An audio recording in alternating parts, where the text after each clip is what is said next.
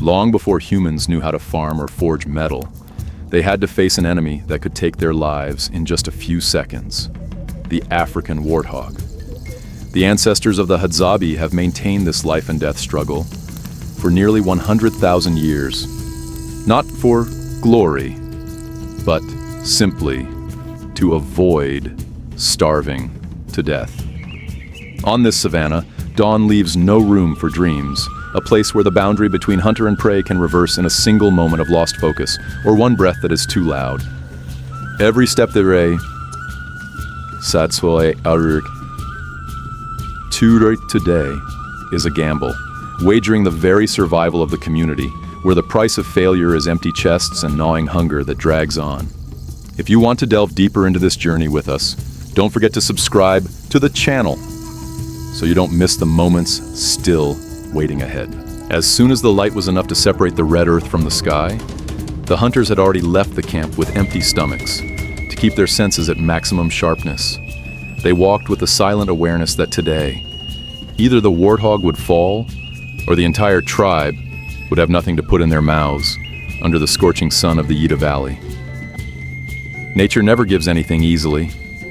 Every piece of meat must be traded for ruthless patience and iron discipline, forged through tens of thousands of hunting seasons. Their eyes constantly scanned every square meter of burnt grass, searching for the smallest anomaly that could lead to a source of life for their family. This was not an adventurous sport, but the most primal heartbeat of life, rising powerfully in the heart of the dry Tanzanian savanna. They had no guns, no modern technology, only wooden bows meticulously carved from the flexible cordia tree and iron arrowheads sharpened to the point of slicing through the wind. Their calloused hands checked the tension of the bowstrings made from animal tendons with ruthless concentration, ensuring every part would function perfectly in the decisive moment. Each arrow was not merely a weapon, but the embodiment of ancient wisdom, coated with a dark layer of poison extracted from the desert rose tree. Tree purag chaitinsar. To quick joint the switching the suri rai. Paralyre. Babiswersen sarks. The target. They understood that in this world, physical strength is sometimes useless without tools prepared with precision and respect. Haste is the mark of the weak and the shortest ticket to death under the fangs and claws of wild beasts. The Hadzabi men regulated their breathing, keeping their minds as calm as a lake before a storm, so they could be ready to receive every change from the surrounding environment. In the wild world, silence is not just a simple living habit. It is the ultimate weapon that allows the hunter to become invisible to the extremely sensitive sense of smell of the most dangerous creatures.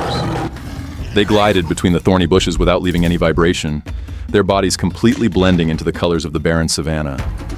Every movement was meticulously calculated, with no wasted action and no wrong step, because the nature of Tanzania never allows a second chance to correct mistakes. The hunting dogs stood there, stomachs hollow, and eyes burning with the fire of natural instinct and hunger. The Hadzabi always deliberately let them go hungry before each hunt, a harsh psychological tactic to keep their scenting instinct in its most frenzied and sharpest state. This is a brutal symbiotic relationship that has existed for thousands of years. The dogs help the hunters flush prey from deep, rocky crevices, and in return they receive the best portions of meat and fat after success. The presence of the dogs not only increases the chance of victory, but also serves as an important layer of protection for the entire group against sudden threats from predatory animals lurking around. A soft tongue click transmitted the order to move out, and immediately the dogs charged into the dense bushes, searching for the distinctive foul odor of the warthog digging for roots underground. There was no petting or affectionate words, only cold and efficient coordination between humans and animals to survive together in the harshest environment on Earth. The dog's sense of smell guided the hunters through the most complex terrain, where human eyes could not see through the thick layer of dry leaves. They were brave vanguard warriors, ready to confront the fanged killer face to face to hold the prey until the hunters could draw their bows. In this cycle of survival, trust is built on real results, on the arrow tips and full bellies at the end of the day. The group of hunters moved in single file, their bare feet pressing into the barren ground, like ghosts gliding through the thin morning mist. They always moved deliberately against the wind, ensuring that the human scent would not be detected by the animal's keen sense of smell from a distance. Their eyes never left the ground, continuously reading and decoding every disturbed patch of sand or still damp mud that had not yet dried under the sun. The deeper they advanced into the sparse forest, the slower their pace became, but the tension in the air multiplied with every meter the distance closed. They were not just walking, they were merging with the very breath of the savannah to find even the smallest opening in their enemy. Every strange sound, no matter how small, was analyzed and processed by the hunter's brains in an instant. A dry twig snapping underfoot, or a slight rustle of grass carried life or death weight. It could signal a sudden attack, or the flight of valuable prey. They communicated with each other using subtle hand signals and tongue clicks, keeping the surrounding space in absolute silence. This was a battle of wits in which the Hadzabe always had to stay one step ahead of the beast's instincts. Every muscle fiber in their bodies was tense, ready to explode with power the moment the target appeared. Human perseverance here was being tested to its limit by the stillness and harshness of the warthog's territory. Deep hoof prints pressed into the soft soil. Still damp mud and roots torn up were unmistakable signatures left by the warthog on the savannah. The veteran hunters knelt down, using their calloused hands to gently press into the tracks to measure their freshness and accurately determine when the animal had passed. They knew the prey's movement habits better than anyone. The prey had just been here, very close, and it was frantically searching for nutrients hidden deep underground with its powerful snout. Decoding these signs was not simply a skill, but knowledge paid for with blood and perseverance through thousands of scorching seasons of the tribe. The warthog uses its steel-hard snout to dig up the barren ground, leaving characteristic deep holes and branches snapped at shoulder height. The Hadzabi hunters observed the direction of the tracks and the position of the droppings to predict the prey's next stopping point in the dense forest.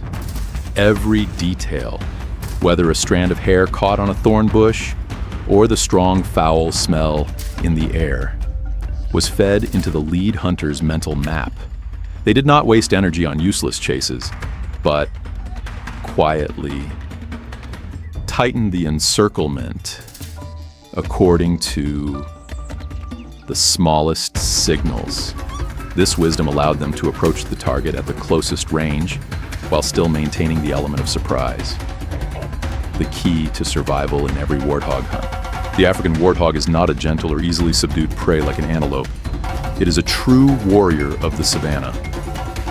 It possesses thick, tough skin like armor and curved, razor-sharp tusks that can easily slice human flesh with a single decisive thrust. When cornered, it does not flee in panic, but chooses to turn and charge directly at the enemy with all the power of a frenzied and reckless mass of muscle. This is precisely the moment that makes this animal one of the most terrifying opponents humans have ever faced, barehanded in the wild. They always choose the densest thorny bushes and the most treacherous terrain as their impregnable fortress to limit the hunter's vision and movement. This terrain is their natural advantage, forcing humans to approach at a distance close enough to smell the strong stench emanating from the animal's body. The Hadzabi hunters understood that a missed arrow at this range would not only mean losing a meal, but also an invitation for a brutal counterattack. Danger was always present in every meter of grass, reminding them that only alertness and masterful technique would allow them to return safely to camp. In this maze of thorn bushes, the ruler is not the strongest, but the one who knows how to use the environment to deliver the most precise finishing blow. Suddenly, from the low, dense undergrowth, a gigantic black shadow burst out at terrifying speed. Too close, only a few short arms lengths away from the group of hunters, the dark eyes of the warthog locked onto the intruders in a terrifying silence. There was no panicked shouting, no mistaken flight. The entire group of hunters froze like stone statues, holding their breath tightly to create no disturbance in the air. The space around them seemed to thicken, with pressure weighing heavily on every chest, as the boundary between life and death was measured only by the rapid heartbeat of the brave Hadzabi hunters. Death was vividly present in every heavy breath of the beast, standing ready to fight. The smallest movement, a panicked step backward, or an evasive glance could instantly trigger the deadly charge of the fanged monster. This was the ultimate battle of wits between the ice-cold calm of humans and the instinctive fury of the wild beast. The Hadzabi hunters stood motionless, maintaining their body balance and letting time stand still in this suffocating confrontation.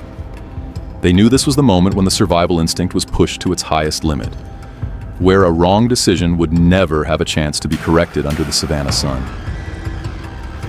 The warthog lowered its head, its threatening tusks gleaming under the sunlight like a silent, deadly warning. It repeatedly scraped its hooves powerfully against the dry ground, kicking up clouds of dust, its entire muscular body tense and ready for a bloody massacre if provoked. The hunters maintained their positions in the arc formation, bows drawn and arrows ready on the strings, but no one released an arrow hastily. In this moment, humans were no longer the masters of nature, but simply another creature, struggling not to be brought down by the primal power of the mighty beast. Iron discipline and hard-earned experience prevented them from acting on emotion or momentary fear. They patiently waited for the smallest moment of distraction from the prey, or a gap in its defensive posture, to deliver the decisive blow.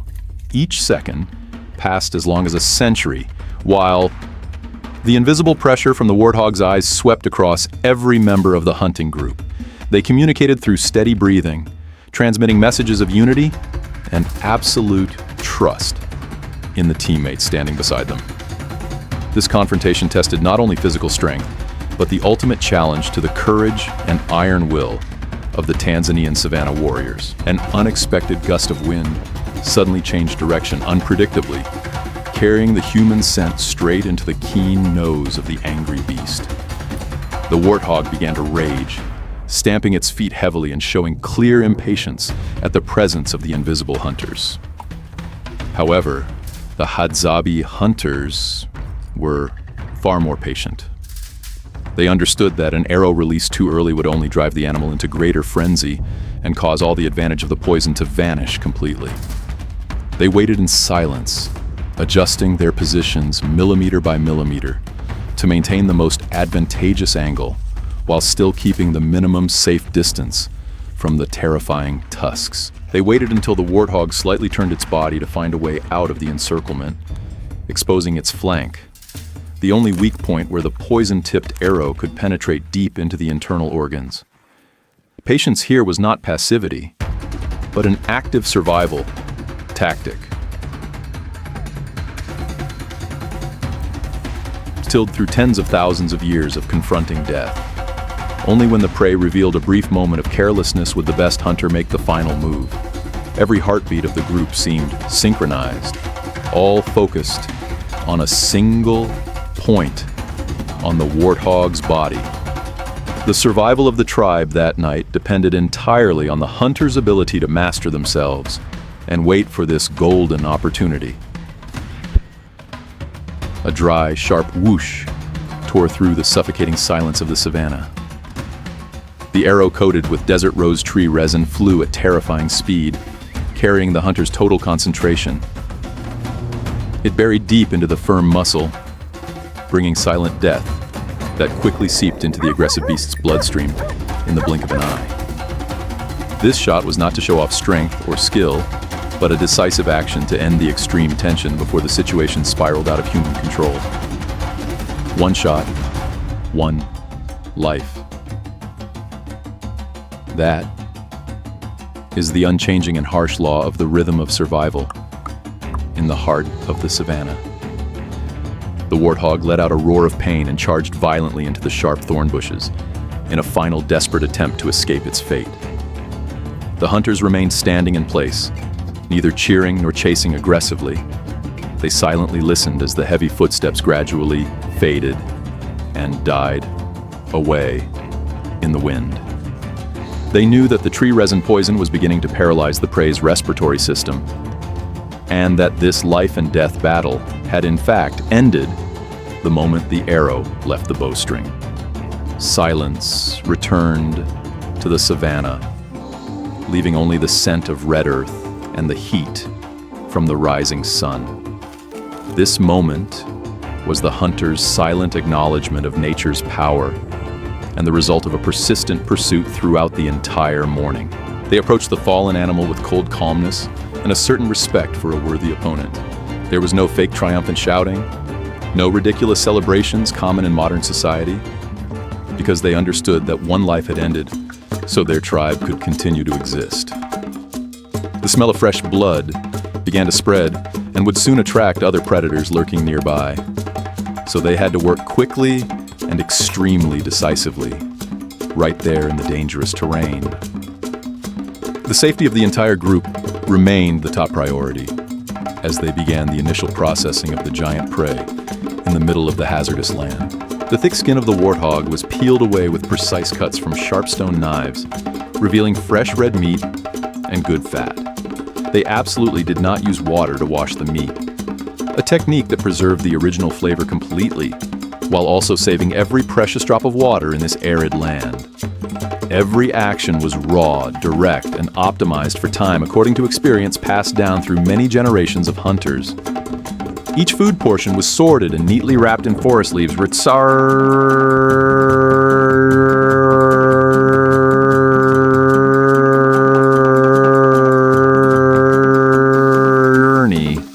back to camp. In the world of the Hadzabi, practicality and speed were the decisive factors that helped them secure the fruits of their labor before the scavengers always waiting nearby. This warthog did not belong solely to the one who shot it down, but was the shared achievement of the entire hunting community and those who stayed at camp. The meat was divided equally and fairly among everyone, from the most skilled archers to the exhausted elders and the small children eagerly awaiting dinner. There was no fighting, no hierarchy of rich and poor. Here, an individual survival was tightly linked to the survival of the entire tribe.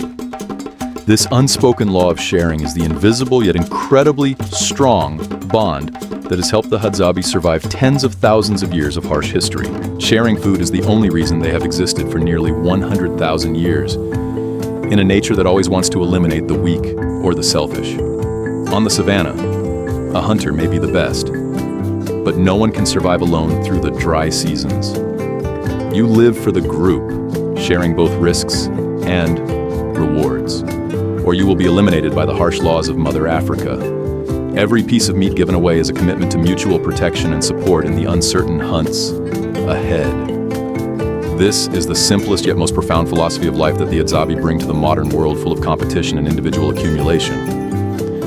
As night falls over the Yida Valley, the smoke from the cooking fire blends with the pungent smell of roasting meat and begins to spread across the quiet savannah. Around the flickering campfire, they recount the events of the hunt, not with flowery or exaggerated words, but with hand gestures and understanding glances from those who have just returned from the brink of death.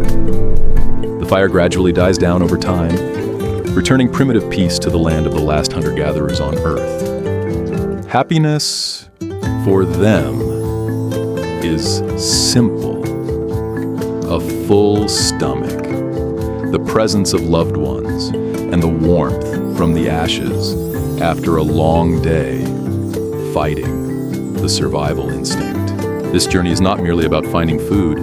It is the preservation of the most primal and authentic way of life of humanity in the face of the flow of modern time. The Hadzabe are still there, keeping the flame of tradition from ever extinguishing and reminding us of the value of just enough in a world full of artificial excess. If you feel the value in these raw and courageous moments of survival, please leave your thoughts below, and don't forget to subscribe to continue accompanying us in exploring the wildest secrets of humanity. Each of their stories is a lesson in courage and humility before the great power of the African savanna nature. Hi everyone, welcome to our channel. We're Shockwave Moments. Shockwave Moments was created with a clear purpose. Our channel focuses on shocking, surprising, and unforgettable real-life moments captured on camera. Through these videos, we aim to provide engaging entertainment while offering viewers moments of relaxation and reflection after a long day. Our workflow begins with responsibility and collaboration. As a team, we carefully review YouTube's community guidelines and copyright policies before selecting any topic. This ensures that all our content complies fully with YouTube's rules while still delivering value to our audience. We notice that many extraordinary moments exist across the internet, but they are often scattered and difficult to find. This inspired us to build Shockwave Moments as a curated hub where these rare clips are thoughtfully selected and presented with clear and engaging commentary. Our content creator plays a key role in this process. She works closely with the channel manager to research trending topics, search for suitable videos, and evaluate them based on clear context, originality, relevance, and positive viewer impact. Based on this research, she develops scripts and commentary that guide viewers clearly through each moment. Once the script is finalized, we use 11 labs with a licensed subscription to convert the script into high-quality voice recordings. These audio files are then passed to our production stage. Eric, our video editor, uses CapCut Pro to assemble the final video. He arranges clips to match the narration, adds visuals when needed, integrates the channel logo, and enhances the video with smooth transitions, sound effects, and background music. After completing the video, Eric designs the thumbnail using Adobe Photoshop. He selects impactful frames, adjusts composition and colors, and adds branding elements to create clear, attractive, and consistent thumbnails. After uploading the video to Shockwave Moments, we carefully complete the title, description, keywords, tags, and thumbnail. We are fully committed to following YouTube's policies and delivering responsible original content. Thank you for your time and consideration.